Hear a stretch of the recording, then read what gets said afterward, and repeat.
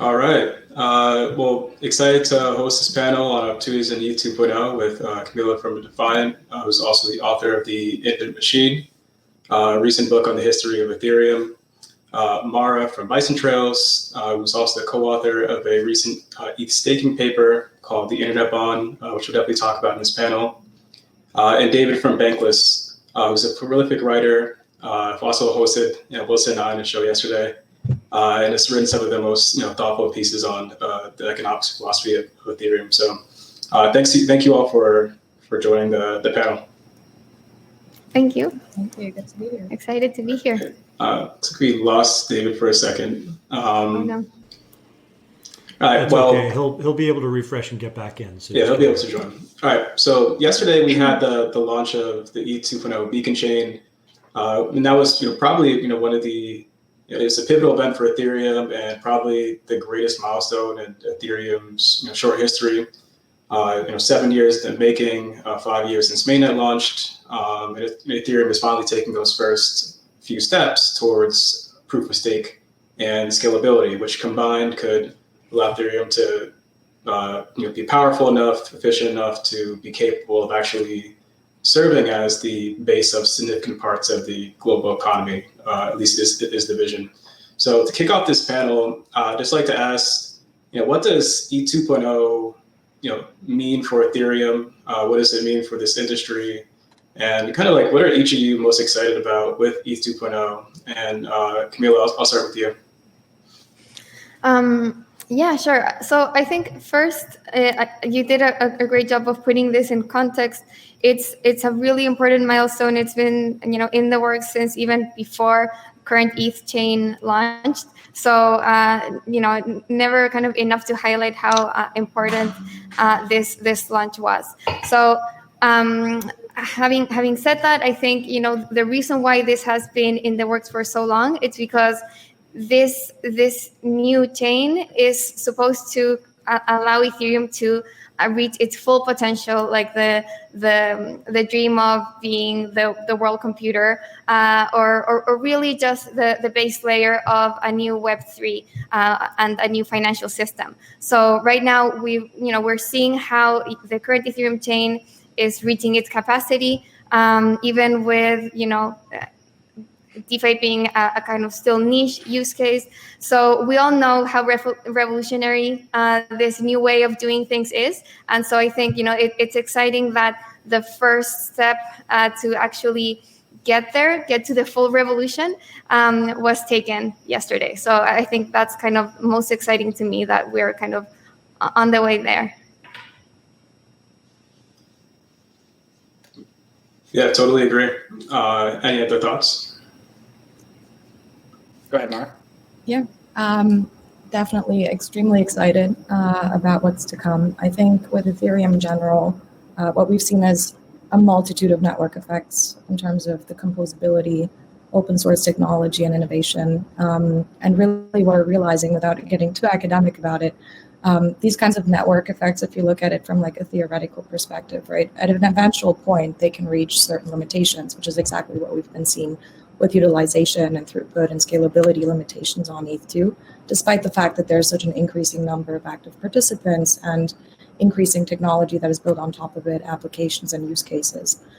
So what really excites me about ETH2 is the fact that we're resetting the ceiling with the scalability that comes with ETH2. Like, this is really going to be an unprecedented way to see new network effects entering our ecosystem, new innovations and technologies to be built on top of it. And I think if we've seen one thing, switching costs for participants from one chain to another is expensive, right? And Ethereum has the added benefit of not just launching a new chain without an existing user base. They're launching with a really vibrant network of people, builders, enablers that are all going to be going and participating in this new paradigm.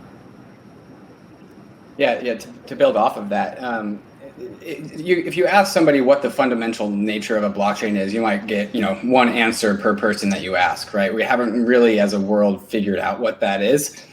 I think one reasonable definition is the use case of a blockchain is to be able to transfer trust packets around in the same way that the internet transfers like data packets. blockchains are supposed to transfer trust packets. And as Mara just said, like Ethereum 1 has been like hitting the ceiling on the ability to transfer trust or to coordinate trust. And what these systems really are coordination tools for the people that use them. There's mass coordinational structures. And if we hit the ceiling on capacity and scale, both in decentralization and scale in throughput, then we are hitting the limits as to the ability to coordinate people. And so the migration from Ethereum 1 to Ethereum 2, to me, the whole endeavor of Ethereum 2.0 is how do we scale trust? How do we make more trust packets sent per unit time? And that's what I see happening with this protocol upgrade. And especially in a world where we have lost trust in institutions, we need new places to put that trust. And if we're going to onboard the trust of the whole entire world, we need a scalable blockchain in order to do that. And that's what I see as the legacy of this whole Ethereum 2.0 research endeavor. Yeah, totally agree. So what do you all have to say to the people that think that Ethereum 2.0 actually hasn't quite launched yet, and there really isn't that many opportunities? What do you think are the biggest opportunities in this kind of phase zero period, where we're kind of bootstrapping the consensus for this new chain? Who should go first? Up to you guys.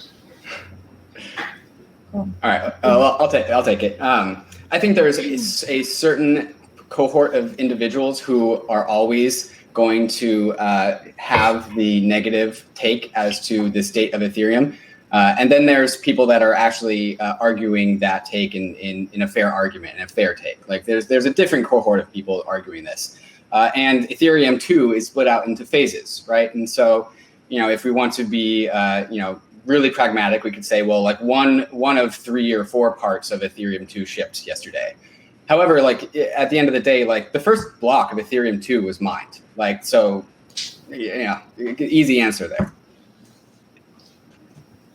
Yeah, I would say I totally agree with you, David, there. Obviously, this rollout is phased, and the fundamental objective at the beginning of this is bootstrapping, making sure that there's adequate security to enable the trustless transfer that we need for this to actually become a reality at like a large scale.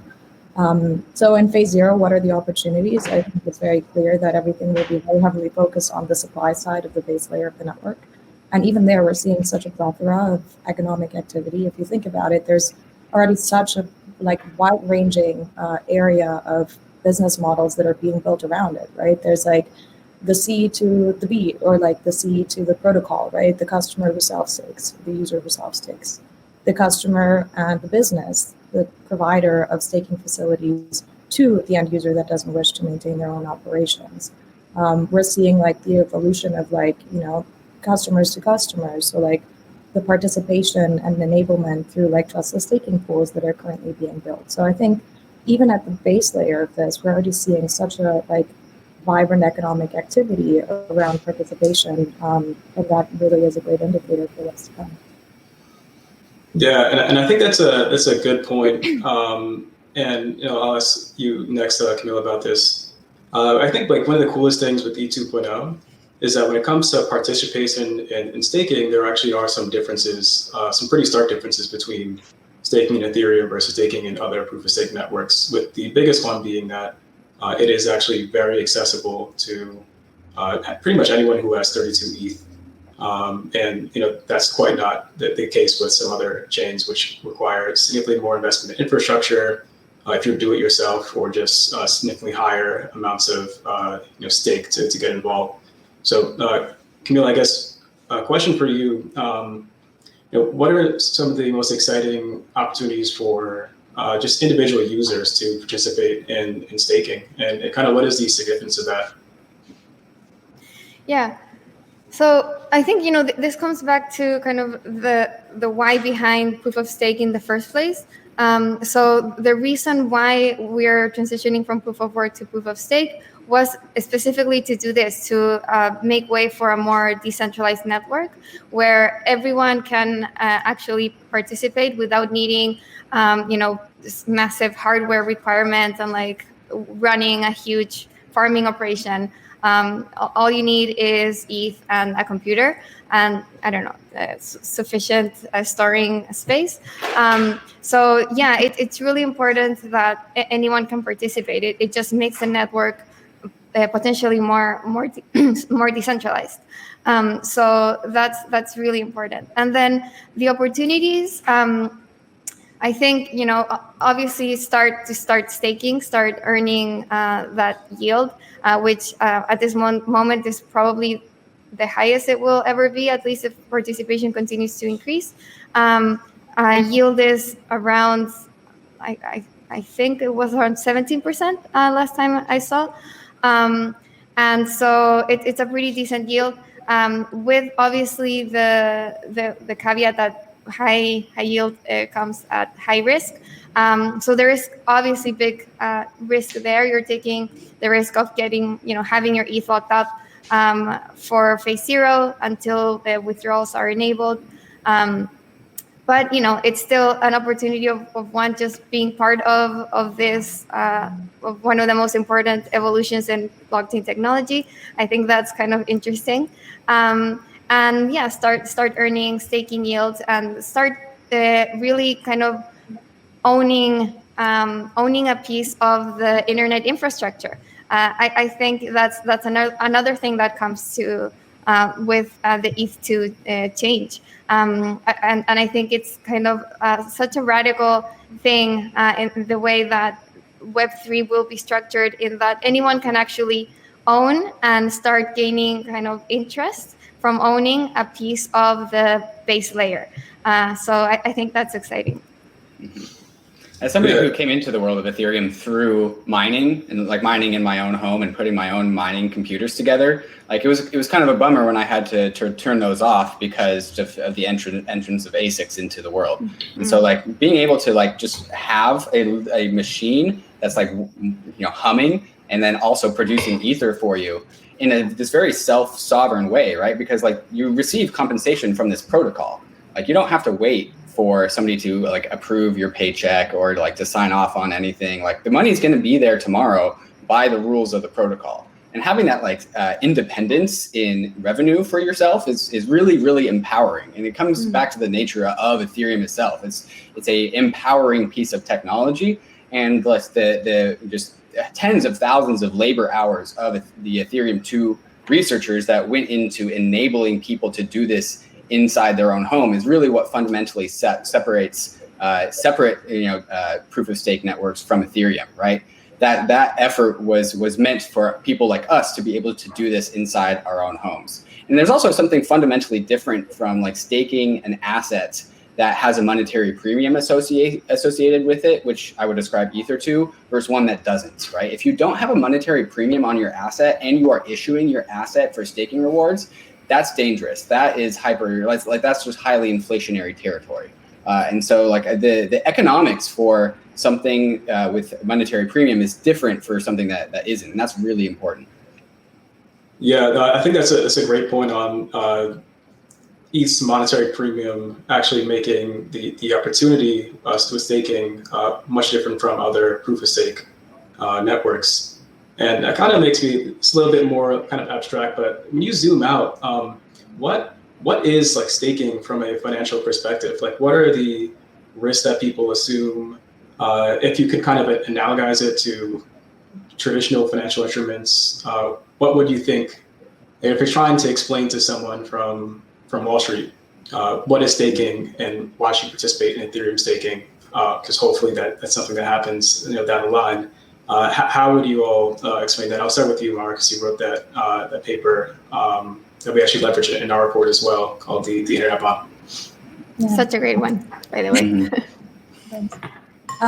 Yeah, so let's back up. I definitely agree with you, Ryan. Like there's a need for us to, in general, leverage some terms that are more digestible to participants to actually understand what they're looking at, which is kind of what drove the incentive to write a paper about this in the first place. So I think with ETH2 specifically and staking in general, there's obviously some nuances, but in general, it's a digital working. It's an agreement between a protocol and a participant. If you look at proof of stake, it's specifically an agreement between the operator, validators, and the protocol itself. And what I've analogously equated this to is similar to like a contract or license bond. You bond capital as a validator, and with that, you secure the right to participate, but also to adhere to the rules that are defined by the protocol, the obligee, and the provider of returns in relation to that contractual relationship. So in this context, the protocol acts as the person enforcing or the entity enforcing the rules of participation and rewarding participation that is in line with those rules. I think what's interesting with ETH2, if we think about it as like an asset, one of the most fundamental things here is obviously ETH2 becomes a productive asset. ETH becomes a productive piece of capital, right? So when in that perspective, what I've been thinking about is what do we pull from the traditional financial world to think about this asset as? And in a way, it's a productive asset that has perpetual interest, right? You earn perpetual interest that is guaranteed to you, obviously at variable rates, into perpetuity as long as you adhere to the rules of the contract that you have with the protocol. So in a way, it's almost like a hybrid perpetual bond. It has equity-like characteristics. As Camila said, you own a piece of the internet, right? So it has equity-like characteristics with future cash flows that are guaranteed but variable. But in a way, it's also a debt instrument. What you do as a validator is you lend capital to the network for security, right? And that is really like the fundamental agreement that the parties interact in this context. So hope that was not too long-winded, but that's kind of how I think about it. Yeah, 100%. And David, I think a follow-up for you would be using that as the backdrop. What are some ways that ETH becomes similar to like a sovereign bond as well? Right. So the returns from staking are fundamentally linked to the Ethereum economy, right? And this is definitely just very parallel with like a legacy nation state, where like the ability to pay their debts in bonds and pay the interest rates in bonds is a function of the GDP of a nation, right? And so if Ethereum as an economy has high economic activity, that is linked to the value of the staking rewards, especially with the integration of EIP 1559, which makes Ether inherently scarce. And so the theory being that the price will go up, and therefore when we are issuing more Ether to stakers, that they are receiving a larger compensation for their stake, leading to more people purchasing the bond, right? Like adding Ether to the network. And so as a function of Ethereum's economy, Ethereum staking will be comparably like lucrative or not, right? Like if the Ethereum economy is big, then staking will be big. And if the Ethereum economy is small, staking will be small. And this is just the same parallel to a nation state and their native bond market, their sovereign bond market. The only difference, though, is that with Ethereum, we are trusting code to appropriately manage the issuance of new Ether, whereas with sovereign bond markets and sovereign entities, especially one with a central bank like the United States, we are trusting people to appropriately manage that monetary supply. And we have seen that fiat currencies on average live 27 years of age, because at some point, like the humans behind these very delicate systems, maybe they do something like ill-advised, or they do something where it breaks down. And that's the whole fundamental basis of this entire industry is humans are messy. Let's trust code. Let's build good code once and trust it forever, right? And we know we don't have to worry about the Ether protocol issuing too much Ether or mismanaging the monetary supply, because it's a protocol. It's not humans. Yeah, totally. And I agree with you, David, on kind of the analogy to like the traditional nation-based like Treasury market, right? And that's in a way like how I would classify looking at like base layer staking for ETH2 at. In a way, why do people like buy Treasury bonds, right? It's the most risk-free participation in a nation-based economy. And at a base layer level, participating in staking for ETH2 is the most risk-free rate of participating in Web3. So I think there's like loads of parallels to draw from an analogy like that, and definitely agree with you, David, on your arguments there. Yeah. I love seeing the parallels between. I love seeing ETH like a nation too. I think seeing stake ETH as a treasury bond is a really great analogy, and I like to kind of think of how that situation can evolve as this economy grows. So I think, as we said earlier, right now the yield is high because the risk is high. But going forward, as more people participate, that interest rate will continue to decline. And that means that those treasury bonds will have less risk implied because the nation, the chain will be more secure. And because these treasury notes, the interest rate will be kind of the risk-free rate, all of the Ethereum economy will be based off this rate as well. So that means that as if the Ethereum chain becomes more secure, lending and borrowing will become cheaper and more attractive on Ethereum as well. So I think that will be a really kind of interesting consequence that impacts DeFi as Ethereum becomes bigger and more secure. You will have the opportunity to borrow at better rates. Yeah, and we'll definitely come back to DeFi and staking in a second. But I guess this first, we touched on a lot of the risks that users take on when they do stake. And I think there's probably two classes of risk. There's the risk to people who are staking, and there's the risk to Ethereum, the network, from how people stake. So I guess we could start with the first class of what are the risks of staking? So we talked about all the great stuff about, oh yeah, like anyone can get a return, but what happens when things go wrong? And I'll let anyone can start off with that. Yeah, so I understand there are kind of two major classes of risks to your staked ETH. One is if you're offline, you risk losing a small portion of your ETH. I think it's just what the returns that you would have made on that ETH is what you're losing if you're offline. So I think there was a little bit of a misconception that if you're offline, you risk kind of losing all your money, and that's not the case. It's not as risky as you initially thought. And then the bigger risk is if you act maliciously, you can get slashed, and in this case, you do lose. You do lose most of your ETH, or a large portion of it, depending on what you actually did.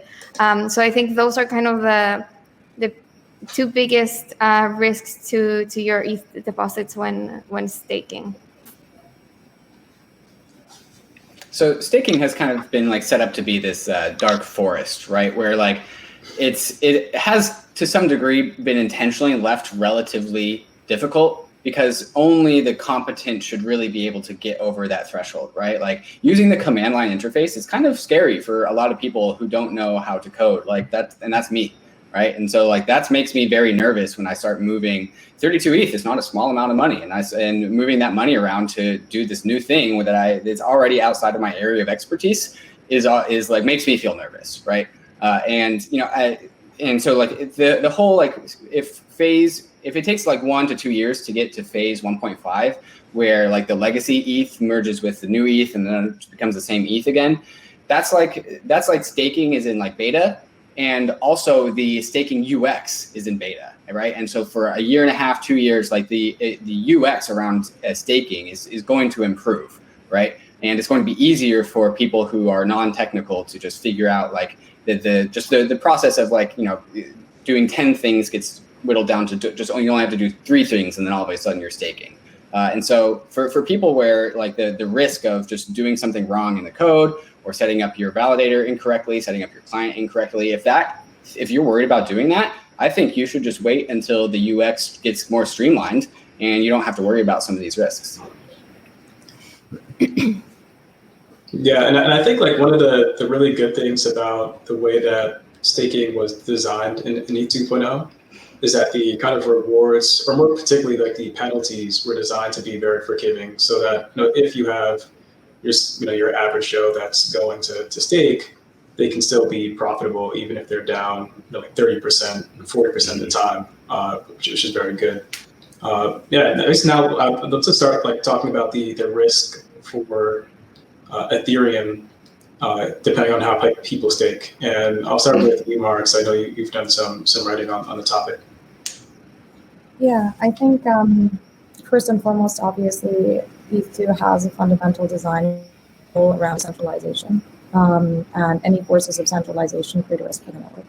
And I think that comes obviously at different tiers. So whether it's, the cloud providers that the majority of deployments are on, the client that the majority of participants are running on, there's like a multitude of risks that also impact the risks that stakers take on. If there's a high concentration and single source of failure, for example, like in the Medallia testnet, we saw very high concentration of usage of Prism and a client bug that had a major impact on the network. So any forces of centralization that incur that not only increase the risk to the stakers, but the network as a whole too.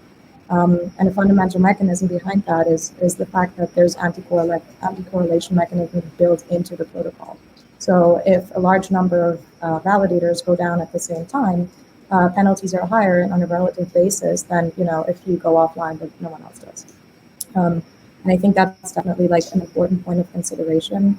And it's not different with providers. I think everyone has a responsibility and has the financial incentive to make sure that diversity is encouraged across all levels of the protocol. Yeah, so I think like here, going off of that, like the fact that many people will choose to use centralized exchanges to stake their ETH because it's easier and because doing it on your own is it's hard to do and requires some technical skill.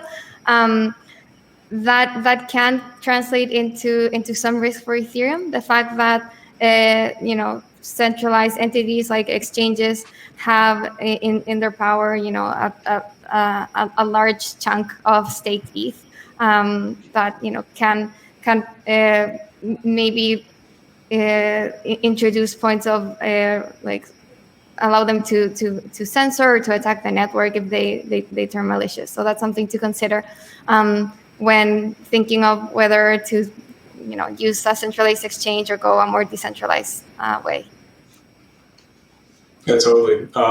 Kind of shifting gears, but still kind of focus on the topic of risk in staking. What are some of the potential risks between or I guess maybe a better question is there competition between staking and DeFi? And if so, are there any is there any light at the end of the tunnel for Ethereum, or is it just doomed to not be secure? No, I love this question. So the staking, putting your Ether in DeFi, there's an incentive there, right? Like you can draw capital out of it. Like Ether gets its utility from DeFi. And it's also got this privileged position where it can also be used to stake. And so there's this tug of war, right? There's this tug of war going on between, do I put my Ether into DeFi or do I add my Ether to Ethereum and make it more secure? If too much Ether goes to DeFi, then that's bad because we need Ether to be staking to Ethereum. But also, if not enough Ether is in DeFi, then what is it really for? Like, what's replacing it in DeFi? And so, like, I think maybe there's like a conversation to have about like, well, if one wins the tug of war too strongly, then that's bad for the other. But the fact that the tug of war exists at all is fundamentally bullish for Ether, the asset. And it what really protects Ethereum from the outside worlds is the value of Ether being staked, but it's the US dollar value of Ether being staked, because that's like what's going to attack Ethereum. If somebody's going to purchase Ether to try and attack Ethereum, they're going to purchase it with US dollars, right? And so like, I think actually a relatively small amount of Ether could be staked to add sufficient amount of security to the network. But I think the real conversation to have is like, both DeFi and Ether staking are competitive for Ether. They both want Ether, right? And so like that, and so what ultimately loses is the supply of Ether on secondary markets, because there's more and more reasons to hold on to your Ether and to not sell it, because you get all this utility in DeFi, or you can stake it in staking. And so like, I think the real risk, the real loser here is the US dollar price of Ether, because that's going to go up. That's the real conversation. Not is staking going to gut out DeFi or is DeFi going to gut out staking. Both these two things are on a team to like make the US dollar lose versus Ether? That's what I think is the real conversation. Yeah, I think I don't see it as a competition as much as, they're complementary, because if we go back to the analogy of Ethereum as an economy and as a state, treasury bills are there to be kind of the risk-free or the asset with the less amount of risk.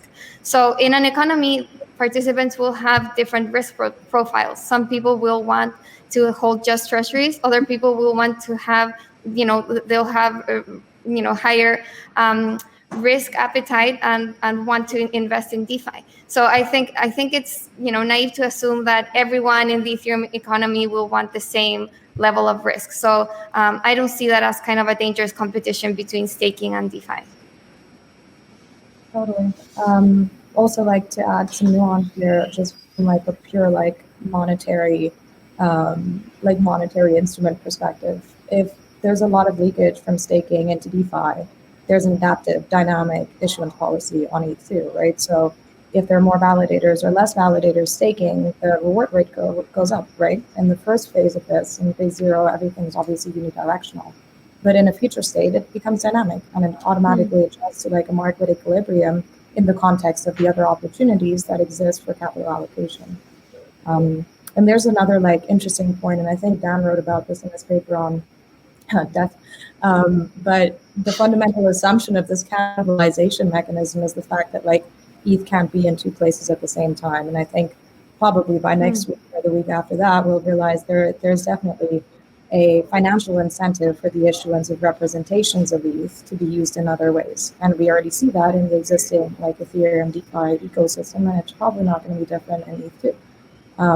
So it creates an opportunity for people to participate and contribute to security, but it reduces the capital inefficiencies of using their ETH in other ways or to get liquidity on it.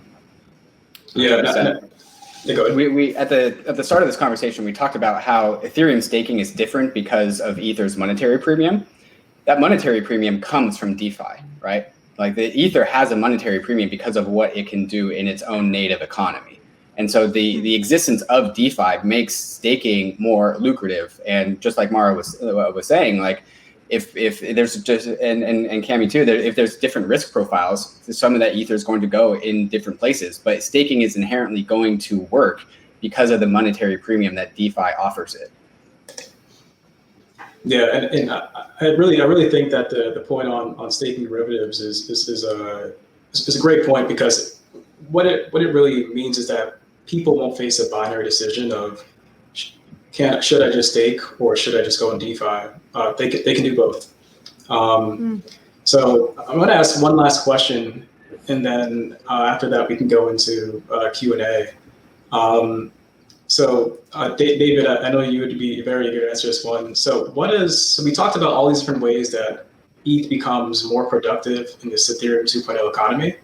What does that mean for ETH, the asset, now that you can do all these things with ETH beyond just its current uses as to pay for transactions and as collateral in DeFi? Yeah, in your guys' report, which was absolutely fantastic, you guys talked about the 3 asset classes that exist, right? We have capital assets, store value assets, and consumable assets. Now that Ether is staking, it is now also a capital asset. And this comes off of Robert Greer's paper, which what's an asset class anyways, where he defines 3 asset super classes, right? All assets in the world fit into one of these 3 categories. Sometimes you can fit into more than one. What separates an object from an asset is scarcity, right? If you have an object and you add scarcity to it, it turns into an asset.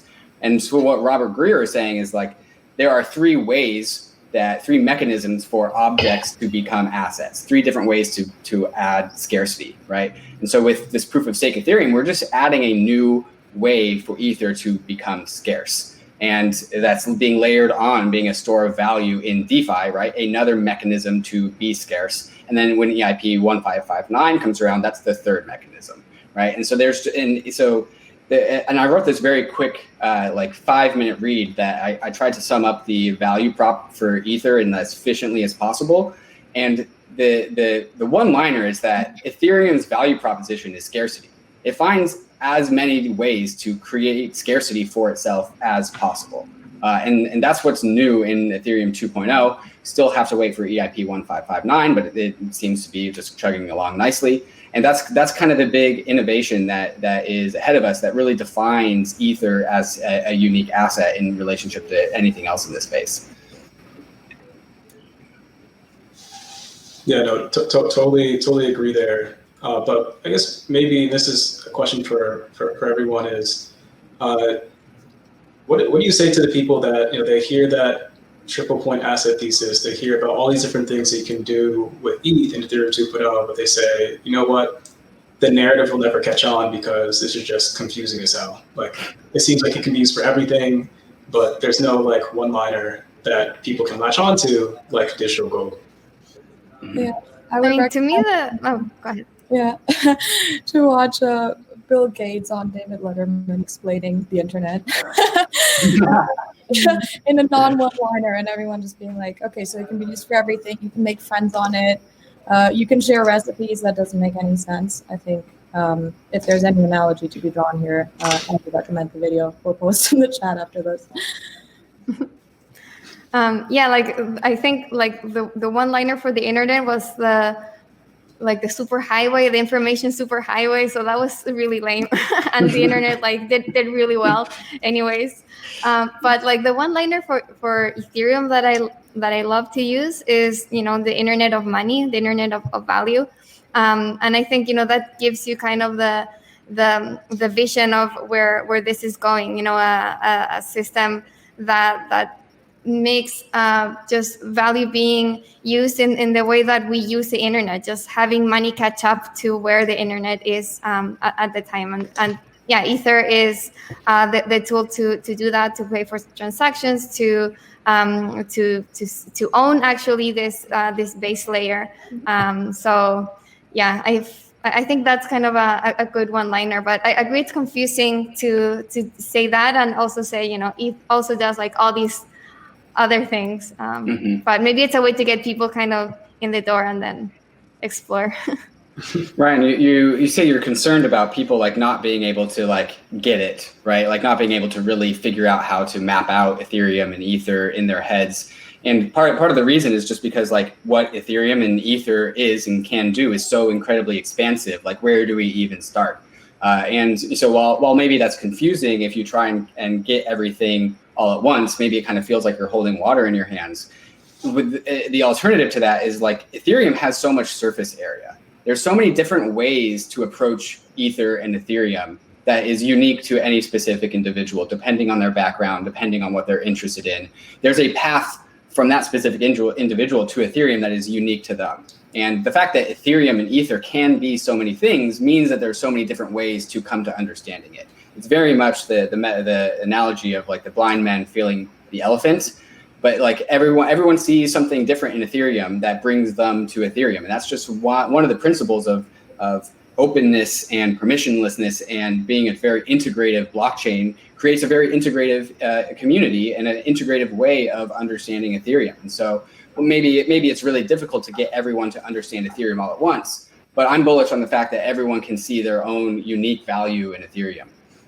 Yeah, maybe they don't come for the catchphrase. They just come because they're using an awesome DeFi protocol or product without even knowing that Ethereum is behind it. Yeah, totally. It's funny that Gates comment has people talking about Bill Gates in the comments. Maybe some conspiracy theories. All right. So now for Q&A. I guess the first one. So for those who don't have infrastructure or technical know-how to run a node, can you suggest any pool to code validator? And I think a related question after that is what are your thoughts on Rocket Pool as a way to participate in staking? I have opinions on Rocket Pool, but I'll let somebody else go first. You should go first. Okay, all right. So with staking like today or tomorrow or next week, like if you are unsure, like I think the first thing that should be said is like you don't have to stake next week. You don't have to stake today. You don't have to stake tomorrow. Like staking is going to be here for you when you are ready for it. And sometimes like it's the right choice to just sit on your hands and wait for the space to be mature. If you are a coding noob like me, like maybe a centralized solution is right for you. I think I would recommend Liquid Stake because that's run by Andrew Keys, and the Dharma Capital team, which are inherently bullish on Ether and Ethereum, which means that they're aligned to the network rather than a centralized operator like Binance or Coinbase, which is kind of just more net neutral. And then in the long term, I'm really bullish on Rocket Pool. And the reason why I like Rocket Pool so much is because it's a natural extension of the values of Ethereum itself, right? It's Ethereum at some point had to draw a line at 32 Ether and running your own node. But like Rocket Pool takes that and says like, well, less than 32 Ether in somebody else's node. But it does this in a way that preserves openness, preserves permissionless, preserves censorship resistance, which are all the same things that the Ethereum 2.0 researchers took years and years and years to research and develop and perfect. The reason why I'm bullish for Rocket Pool is I think it's a natural extension, a natural outgrowth of the virtues and values of Ethereum. And I think it therefore deserves our alignment more than other staking pools. Yeah, would definitely agree with you, David. There's like a trade-off definitely in the early days of participating that requires like a minimum technical literacy. If one is not comfortable doing it themselves, there's two different paths to go down, which is essentially use a centralized provider, whether that's an exchange or another type of provider that offers you staking capabilities through an infrastructure provider that has expertise in doing that, like we do. Or the other side is, going down the path of what I've kind of defined as like a secondary layer of consensus or network on top of the base layer, which allows for staking pools to exist. Actually, like one of the most interesting areas for me is kind of to see the evolution of that. And there's a lot of work that's being put into it, and ETH2 has a friendly design to supporting trustless staking pools, just by the mere nature in which you can aggregate signatures at a layer on top of the base consensus layer.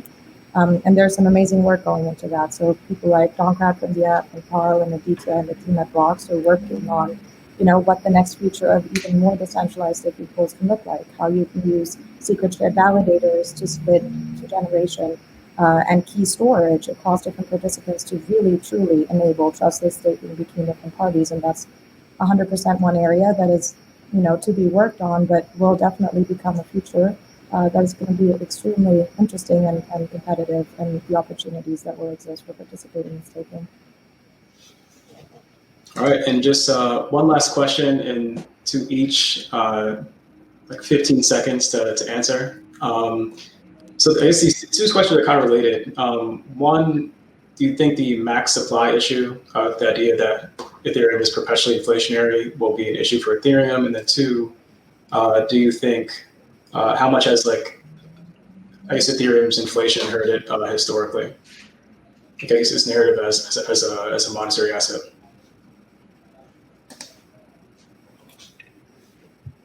Okay, I'll go for this. Yeah. So one of the Bitcoiners chant this drum where what's Ether's inflation? What's Ether's max supply going to be in 5 years, 10 years? Like, what is it? Like, tell me the number because I want those assurances. And sure, if that's what you want, then that's what you want.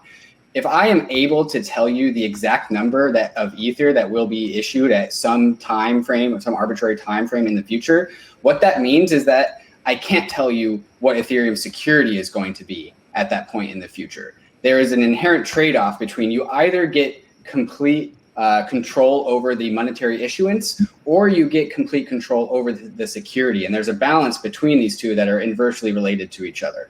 And Ethereum, Bitcoin is all about BTC, the asset, but that is not what Ethereum is. That is not the values of the Ethereum economy. The Ethereum economy is meant to support the Ethereum economy, and Ether is a means to an end to protect the Ethereum economy. And so that's why Ethereum promotes security over monetary policy. And so while Ether might be volatile in its issuance over the long term, the security of Ethereum is stable. And that's the inverse that's true about Bitcoin, where Bitcoin's volatility of issuance is zero, but that means that its volatility of security is very, very high. And maybe that's okay for Bitcoin, which doesn't have an economy built on top of it, but that's not acceptable for Ethereum. Yeah, I think I totally agree. And I think it's also useful to see what Ethereum, like what's actually been happening in Ethereum's history. And what's been happening is that, there's kind of this boogeyman that, like Ethereans can increase issuance willy-nilly and they'll keep kind of inflating the asset. But the opposite has actually happened. Inflation, has been decreasing and not increasing.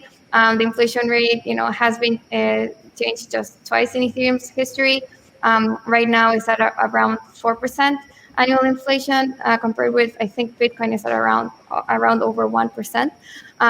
And with ETH2, that inflation rate will be similar to Bitcoin's at around 1%.